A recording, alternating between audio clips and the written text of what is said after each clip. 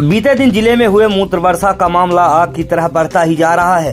कांग्रेस पीड़ित के घर से लेकर शहर में पुतला दहन तक किए। आज स्थानीय गांधी चौक के पार्किंग स्थल में सभा कर रैली जुलूस के साथ विरोध प्रदर्शन करते हुए कलेक्ट्रेट पहुंचे। कांग्रेसियों ने सीधी विधायक व मुख्यमंत्री शिवराज सिंह चौहान का जमकर विरोध किए और अब विपक्ष सरकार को घेरने में कोई कोर कसर नहीं छोड़ रही है।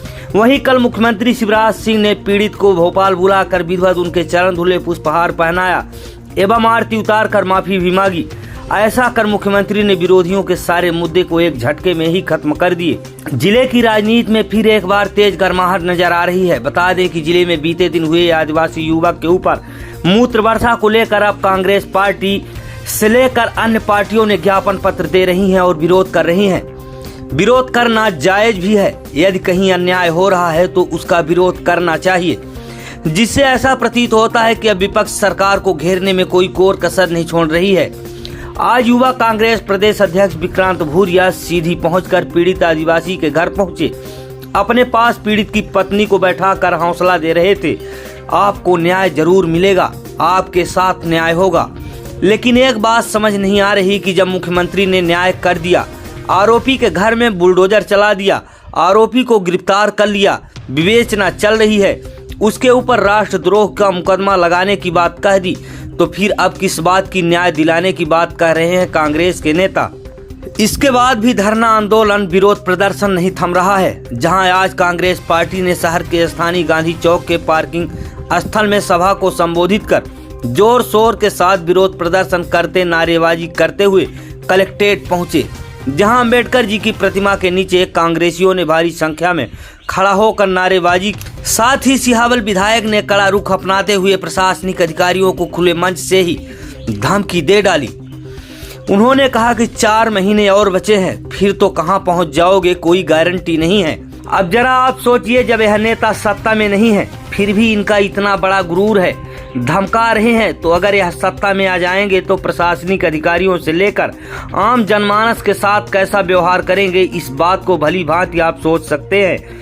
लेकिन छिड़े घमासान के बीच मुख्यमंत्री शिवराज सिंह चौहान ने ऐसा पांसा फेंका कि विरोधियों के चारों खाने चित्त हो गए। पीड़ित आदिवासी युवक को भोपाल बुलाकर विधिवत चरण धुलकर पुष्पहार पहनाया और आरती उतार कर माफी भी मांगी। साथ ही मुख्यमंत्री शिवराज सिंह चौहान ने पीड़ित परिवार को कई योजनाओं से लाभान्वित करने की घोषणा भी की। पहली बार देखा कि पीड़ित को नजरबंद कर दिया गया है। और नजरबंद क्यों करा? उनको डर किससे था? डर इससे था कि वो सही बोल देता कि कौन लोग थे, क्या थे। विधायक कल आकर यहाँ पर नारेबाजी कर रहे हैं, उनको बहन की पीड़ा नहीं दिख रही है कि वो कितने सदमे में है, क्या है, और वो नारेबाजी कर रहे हैं, गलत आरोप लगा रहे हैं। उनका व्यक्ति उसको पहचानने से मना कर रहे हैं, पर हकीकत सब जानते हैं और ये तानाशाही ज्यादा लंबे समय तक नहीं चलेगी। आदिवासी समाज जाग गया है और इसका जवाब बहुत ताकत से देगा। मुख्यमंत्री कहते हैं कि हम दुख बांटना चाहते हैं, इसलिए दसमत जी को भोपाल बुला रहे हैं। ये कैसा दुख बांटना चाहते हैं कि एक परिवार को अलग कर दो, आप एक परिवार को तोड़ दो, पति को छीन लो और चुपचाप अपहरण कर भोपाल लेकर गए।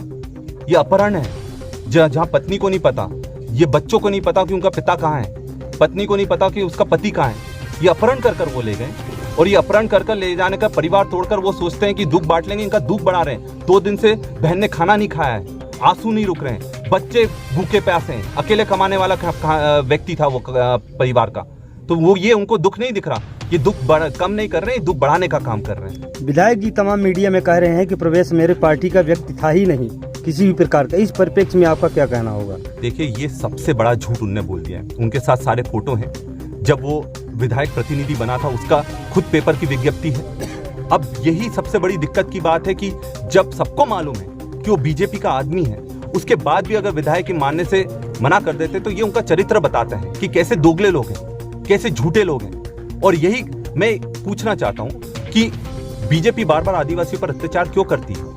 और नीमच में क्या हुआ? नीमच कांड में भी जिसने आदिवासी हमारे कन्हैयालाल भील को गाड़ी से बांधकर घसीट कर मार डाला, वो बीजेपी का सरपंच था, इसलिए कार्रवाई नहीं हो रही थी। मनोज नाम था उसका। नेमावर में क्या हुआ? जब 5 बहनों को जिंदा गाड़ दिया गया, वहां पर भी बीजेपी का व्यक्ति था, इसलिए 2 महीने तक कार्रवाई नहीं हुई। मंदसौर में क्या हुआ? महू में क्या हुआ? तो लगातार बीजेपी के लोग ही क्यों इसमें आते हैं और ये उनको बचाते हैं? ये मानवता, मैं इनको कहना चाहूंगा, मानवता मत भूलिए। मानवता कहती है कि सबको बराबर से रखो, संविधान ये कहता है सबको बराबर से रखो, जो कि बीजेपी अब पूरी तानाशाही कर रही है जिसमें।